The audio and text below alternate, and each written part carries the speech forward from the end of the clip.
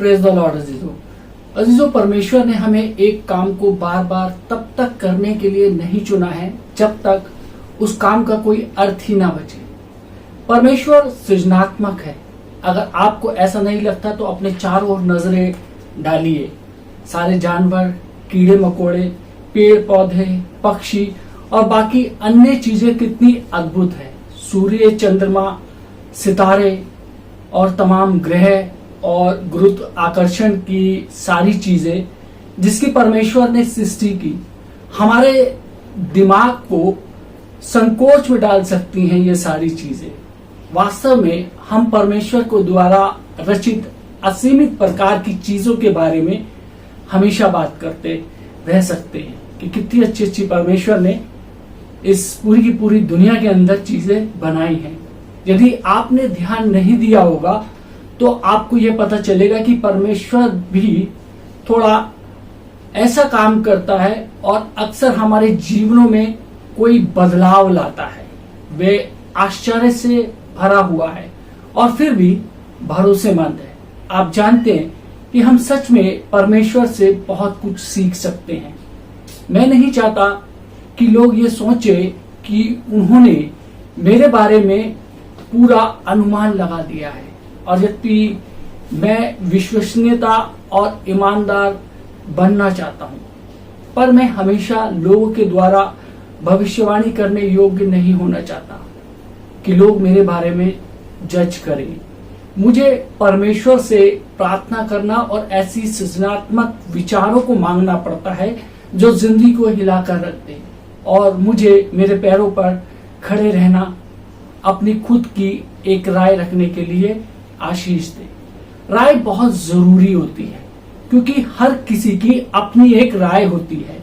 आपकी राय अच्छी होती है, परंतु इसका मतलब ये नहीं कि उसे हमेशा दूसरों को देते रहें। अधिकतर लोगों को हमारी राय की जरूरत नहीं होती है और यदि वे ऐसा चाहते भी हैं तो वे इस बात की आशा रखते हैं कि हमारी राय उनसे मेल खाए। बुद्धि को यह पता है कि कब क्या बोलना है और कब शांत रहना है। हमें सावधानी से अपनी राय दूसरों को बतानी चाहिए। हमें प्रसिद्ध विचारों को नहीं अपनाना चाहिए सिर्फ इसलिए कि वे प्रसिद्ध हैं। जिन बातों पर आपको विश्वास है उसे जानिए और उस पर विश्वास करने की वजह भी जानिए। माता पिता को अपने बच्चों को खुद के विश्वास की खोज करने का मौका देने से नहीं डरना चाहिए। एक बात जो लोगों को अपनी स्वतंत्रता को बनाए रखने के लिए करनी चाहिए वो ये है कि अपने बच्चों की सोच से अलग हो जाए ताकि आपके बच्चे अपनी एक अलग पहचान को स्थापित करने पाए।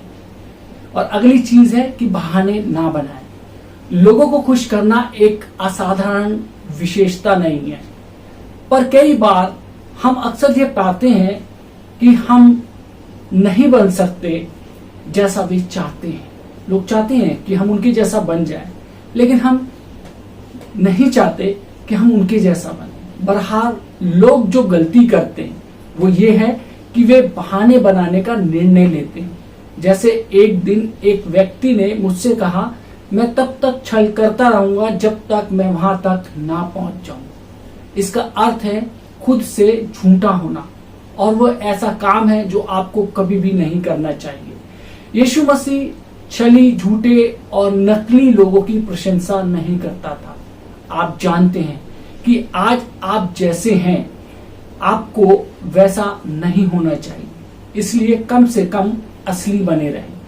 अपने जीवन इस छल के साथ मत गुजारें कि जिन चीजों से आपको नफरत थी उन्हें आप पसंद करते हैं।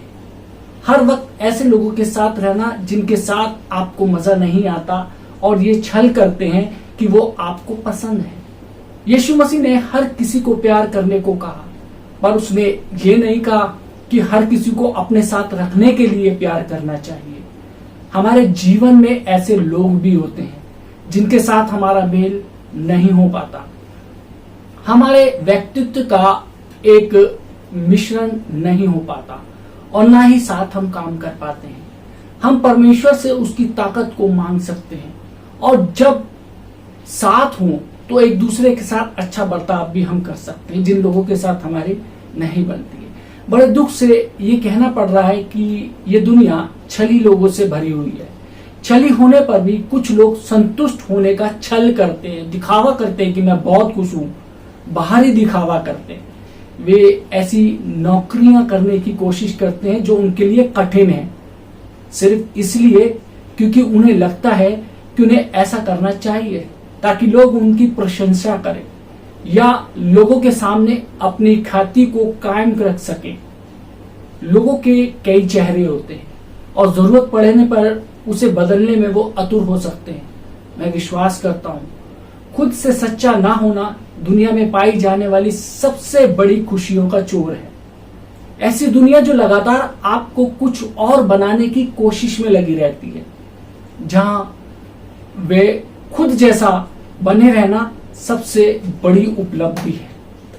हमेशा यह बात याद रखें कि आजादी को स्थापित करना हो तो हमें छल से भरा हुआ नहीं होना चाहिए, खुद के जैसे ही बने रहें। और अगली चीज है कि जरूरत पड़ने पर ना कहें। बहुत से लोगों की आदत होती है कि वो हाँ में हाँ मिलाते हैं। हर कोई जो हर किसी से हमेशा हाँ करते हैं वो बड़ी मुसीबत में फंस जाते हैं। जब दूसरे आपसे कुछ काम कराना चाहते हैं और यदि आप ना कहें तो निश्चय ही उन्हें ये पसंद नहीं आएगा, पर जल्दी ही आपको ये निर्णय लेना पड़ेगा कि क्या आप अपना जीवन भर खुद को दुखी रखकर दूसरों को खुश करना चाहेंगे। ऐसा समय भी होना चाहिए जब हम दूसरों के लिए ऐसा काम करें जिससे हम उन्हें खुश कर सकें, जबकि वो जो चाहते हैं वो हम अधिक पसंद नहीं करते हैं। वो चाहते हैं हमारे जीवनों के अंदर घुसपैठ करने की कोशिश करते हैं, लेकिन हम उन चीजों को पसंद नहीं करते हैं। हर वक्त ऐसा जीवन गुजारना हमारे भावनात्मक स्वास्थ्य के लिए या फिर किसी भी तरीके से अच्छा नहीं हो सकता है। यूएसए की एक गायिका वियोना जेड जानती हैं कि आप अपने बारे में न सोचने पर क्या हो सकता है। जब वह 17 वर्ष की थी तब उसने प्रभु यीशु मसीह को अपने उद्धारकर्ता के रूप में स्वीकार किया, पर शौहरत और वैभव के सालों के बवंडर ने उसके अंदर असुरक्षा का एक गहरा अनुभव तैयार कर दिया। उन्हें ऐसा महसूस होने लगा कि उन्हें हर किसी का ख्याल रखना पड़ेगा। उन्हें 2 बार गर्भपात कराना पड़ा ताकि वे 30 लोगों के अपने परिवार के भविष्य को सुनिश्चित कर सके। वो तब खाती थी जब उनका पेट खाली रहता था। अपने आप को, अपने फिगर को मेंटेन रखने के लिए वो तभी खाती थी जब उनके पेट खाली होता था, और वे अपने परिवार और दोस्तों पर काफी पैसा खर्च करती थी, जिसके अंदर बेघर लोग भी शामिल थे, जिन्हें वे अपने घर में लाया करती थी। हर किसी को खुश रखने की जरूरत ने उन्हें व्यस्त कर दिया था। और 2004 में वियोना ने खुद को मोटी कंगाली अपराधी के रूप में पाया। उनका 525 एकड़ का खेत भी उनके हाथ से जाने वाला था। उसने परमेश्वर के सामने आत्मसमर्पण करना पड़ा और फिर से उसे अपनी देखभाल करनी पड़ी। उसका वजन अब 20 पाउंड कम हो गया था। उसने फिजूल खर्चे बंद कर दिए थे और ना कहना सीख लिया। वे अपना जीवन बदल रही है। आत्मविश्वास से भरी स्त्री और पुरुष जरूरत पड़ने पर ना कह सकते हैं। वे लोगों की नाखुशी को बर्दाश्त कर सकते हैं। वे ऐसा भी सोच सकते हैं कि यदि वे निराश व्यक्ति उससे वास्तव में कोई रिश्ता रखना चाहता है तो वे अपनी निराशा भूल जाएगा और उसे अपना निर्णय लेने की आजादी देगा। मेरे अजीजों, कभी कभी खुद से हाँ कहने के लिए दूसरों से ना कहना पड़ता है, नहीं तो अंत में आपका जीवन कड़वाहट से भर जाएगा और बुरे विचार आने लगेंगे, जैसा दूसरों को खुश करते करते अपने आप को आप खो देंगे। खासकर स्त्रियां दूसरों को खुश रखना चाहती हैं, विशेषकर उनके परिवार, पर इस क्षेत्र में अपने नियंत्रण को बनाए रखने के लिए उन्हें बहुत ही जागरूक होने की जरूरत है।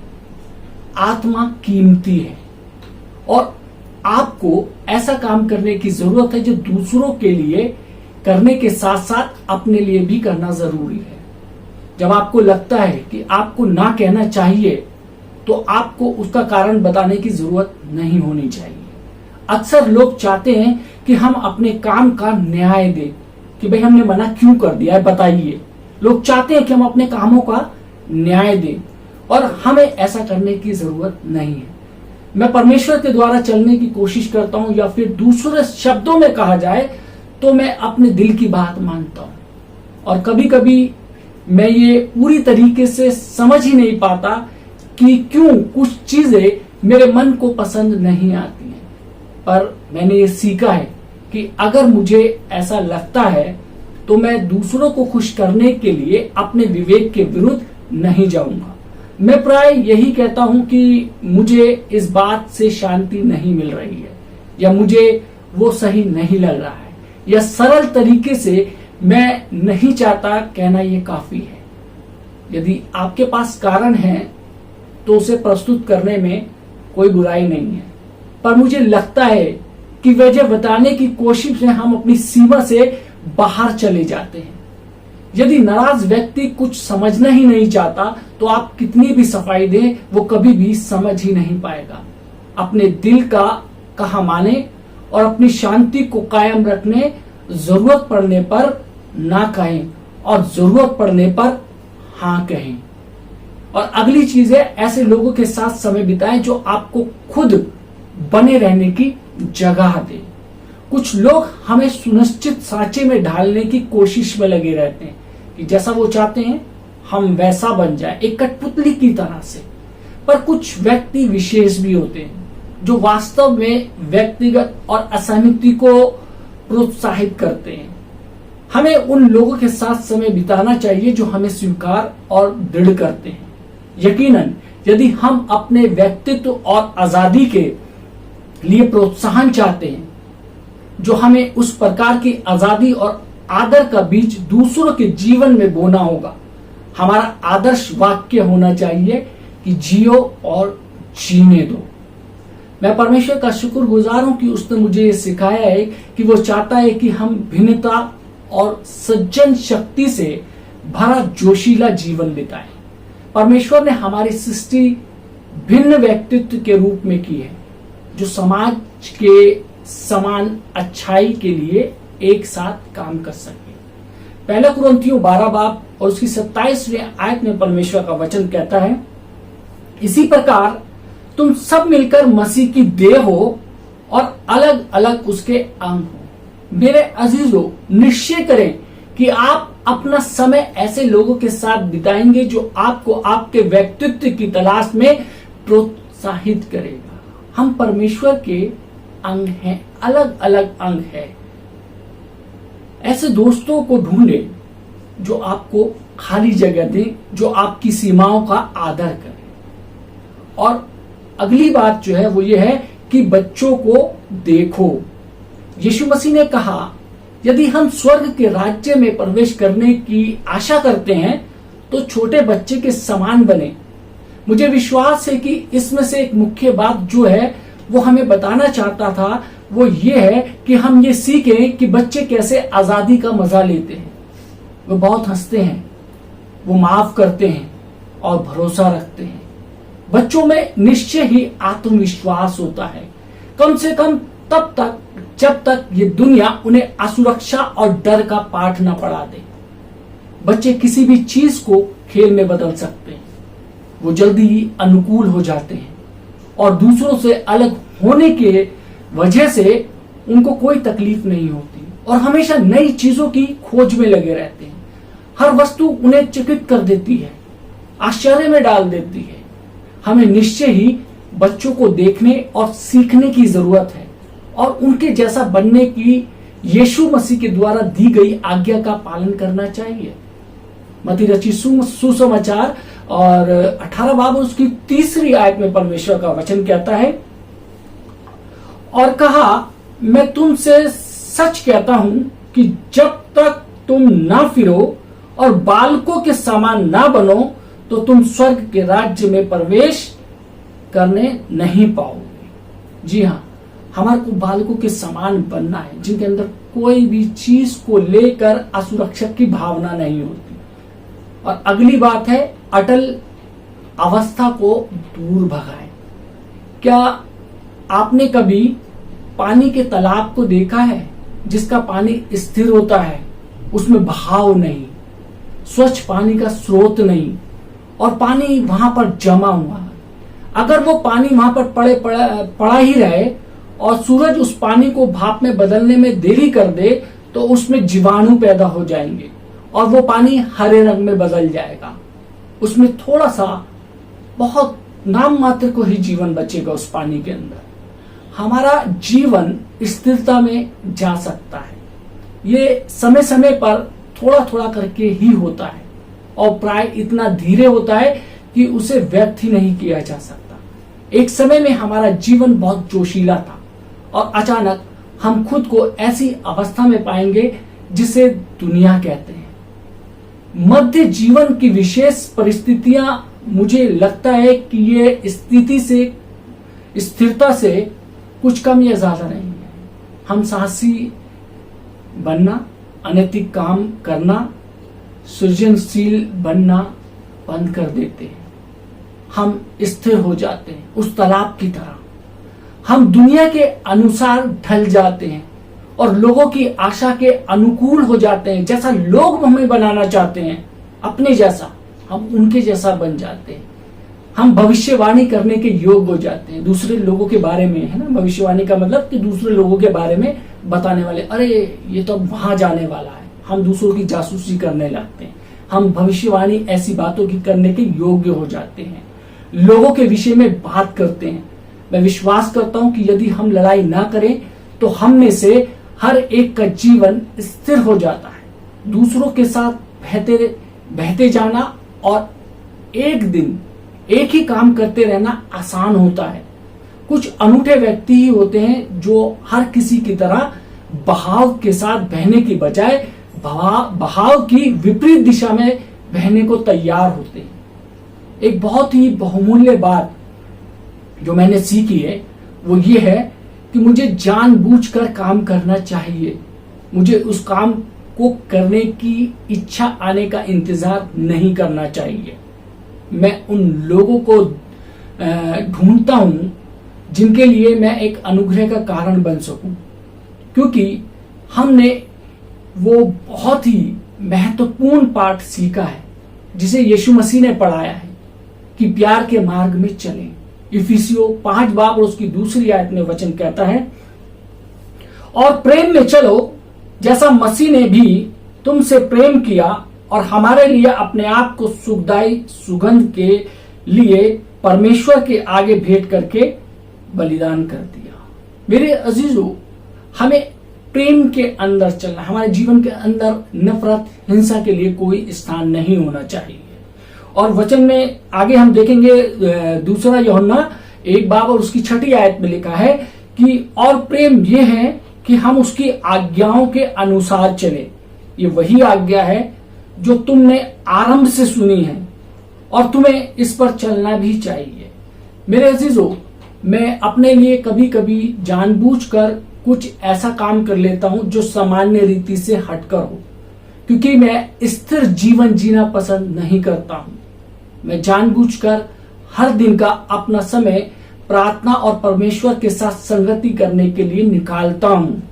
मुझे निकालना ही पड़ेगा क्योंकि मैं उसे सम्मान देना चाहता हूं और हमेशा उसे अपने जीवन में सही स्थान देना चाहता हूं, जो कि पहला स्थान है। जब तक हम परमेश्वर को अपने जीवन के अंदर पहला स्थान नहीं दे पाएंगे, तब तक हम परमेश्वर को नहीं जान सकते, और जब तक हम परमेश्वर को नहीं जानेंगे, हम अपने आप को नहीं जान सकते। फिर लोग ही हमारे को उस कठपुतली की तरह नचाएंगे। हमारा कंट्रोल जो होगा, वो हमारा जो रिमोट होगा, वो लोगों के हाथ में होगा। वो जैसा चाहेंगे वैसा आपको घुमाने की कोशिश करेंगे। अपने जीवन के अंदर स्थिरता को मत आने दीजिए।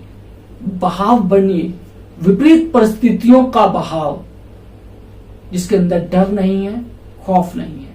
परमेश्वर आप सबको आशीष दे।